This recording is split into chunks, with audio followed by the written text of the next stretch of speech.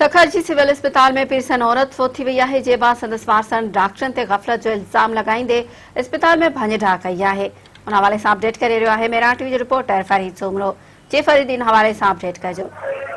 जी सखर जे civil अस्पताल में नए पिंड जी रवासन पिरसन औरत नसीम बानो के 4 ॾींहं अॻु फालिज थियण सबब अस्पताल में दाख़िल कियो वियो। जंहिंखे जेको आहे डॉक्टरनि जी लापरवाही सबब साह जी तकलीफ़ थी उनमें ऑक्सीजन न ॾियण जी सूरत में अॼु जेको आहे उन कमु धणीअ वारे कयो आहे, जंहिंजे करे उनजे वारसनि जेके 2 पुट आहिनि उन्हनि जेको आहे डॉक्टरनि ते गफ़लत जो इल्ज़ाम हणंदे चयो त अगरि ही गैस मुहैया कंदा मुंहिंजी वालदा खे त उहा फोत न थिए हा ऐं हिननि जेको आहे गैस न ॾिनो ऐं असांखे हेॾे होॾे भॼायूं, जंहिंजे करे असांजी जेको आहे वालदा जेको आहे उहा फोत कई आहे। उनजो पुटु मोहम्मद आबिद रहीम ॿुधायो त MS के भी असां रिपोर्ट कईसीं, पर जेको आहे उते ड्यूटी डॉक्टर हुआ उन्हनि जेको आहे पंहिंजी हट धर्मी जे करे जेको आहे